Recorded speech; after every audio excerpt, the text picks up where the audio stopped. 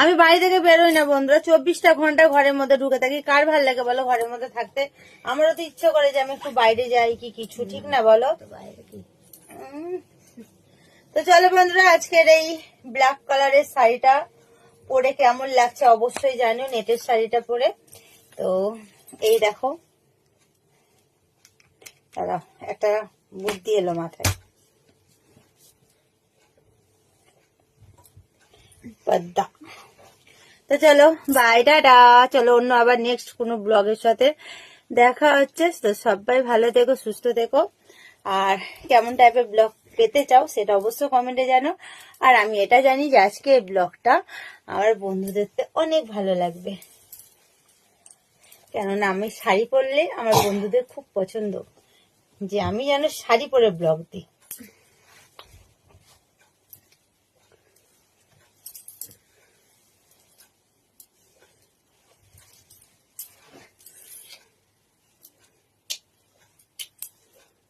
Good night, tata.